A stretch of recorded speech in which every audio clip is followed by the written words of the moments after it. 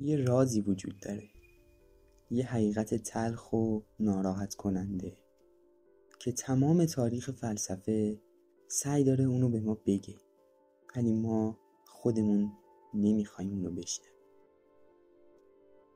ما ضعیف میمونیم چون که دوست داریم ضعیف بمونیم، چون راحت تره. ارسطو، فیلسوف بزرگ 2000 سال پیش، بر ما فریاد میزد که چرا ما اینطوریم، ولی گوشامونو گرفتیم. امروز وقتشه دستمون از رو گوشامون برداریم و به حرف این فیلسوف بزرگ گوش بدیم. ارسطو تفاوتی وحشتناک رو به ما نشون داد. تفاوت بین دانش نظری و خرد عملی، بین دونستن و انجام دادن. ارسطو گفت دانستن آنچه که درست است انجامش نمیدهد، عشق با آنچه که درست است انجامش میدهد. این یعنی چی؟ یعنی شما میتونی 1000 تا کتاب توسعه فردی بخونی، 100 تا پادکست گوش بدی، از این محتوا به اون محتوا بدی، اما همچنان یک زندگی ضعیف داشته باشی، چون شما فقط میدونید. شما عاشق عمل درست نیستید، شما عاشق احساس خوب دانستن هستید و این بزرگترین خیانتیه که میتونید به خودتون در زندگی بکنید. اجازه بدید این حقیقت تلخ رو بازتر کنم. ضعف شما یک مشکل دانشی نیست، بلکه یک مشکل اخلاقیه. درسته؟ یک مشکل اخلاقی.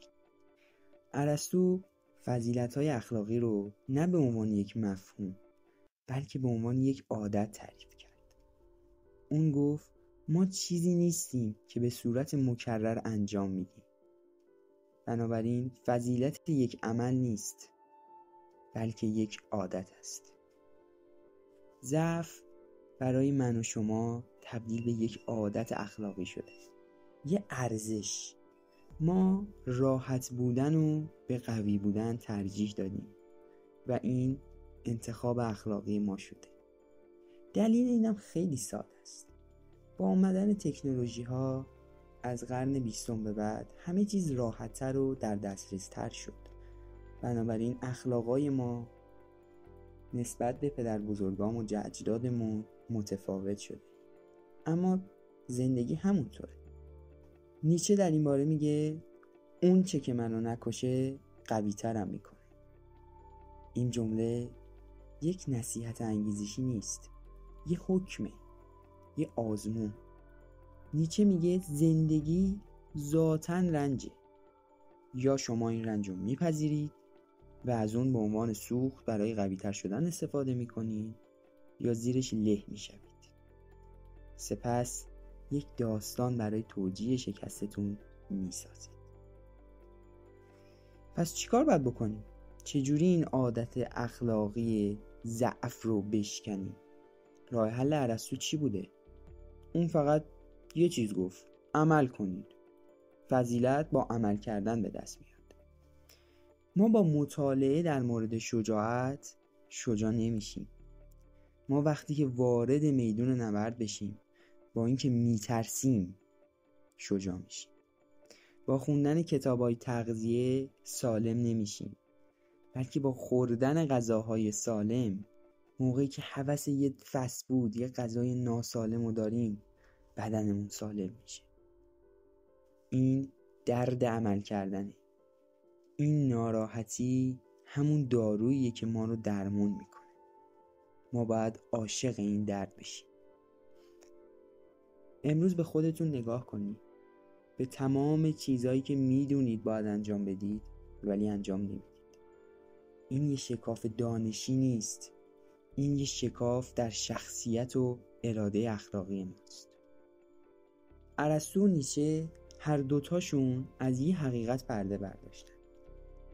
انسان شدن یک وظیفه است، یک مبارزه دائمی.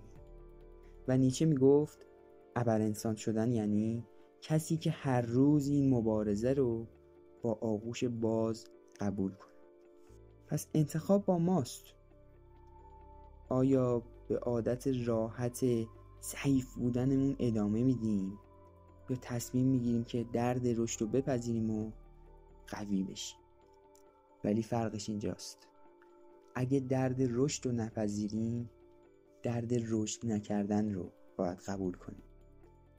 بر حسب تجربه شخصی میگم که درد ثابت موندن خیلی بیشتر از رشد کردن. اینکه تو بدونی چه آرزوهایی داری، چه اهدافی داری، چه کارهایی میخوای بکنی، حتی یه عادت کوچولو مثل خوندن روزی 5 دقیقه کتاب، ولی اونو انجام ندی، این دردش خیلی سنگین‌تر از و شدیدتر از دردی که بشینی و روزی 5 دقیقه 10 دقیقه کتاب بخونی. پس اساساً ما داریم بین 2 تا درد زندگی میکنیم، ولی یک دردش شرایطش سخت‌تره، اما اون حس فشار کمتری داره، از خودمون در درون راحت تری. اما اون یکی درد راحت تره، اما در طولانی مدت فشار این درد بیشتره، چون فشار این درد فشاری ذهنیه، ما رو از پا در میاره. دیگه نمیدونیم که برای چی زنده ایم و داریم چی کار میکنیم. این حقیقتیه که ارسطو 3000 سال پیش، 2500 سال پیش به ما گفت، ولی ما نخواستیم بشنویم. نیچه حدوداً 200-300 سال پیش دوباره این حقیقت رو به ما گفت، ولی ما باز نخواستیم اونو بشنویم. به نظرم وقتش شده که به این حرفا گوش بدیم و به جای فکر کردن بیشتر عمل کنیم.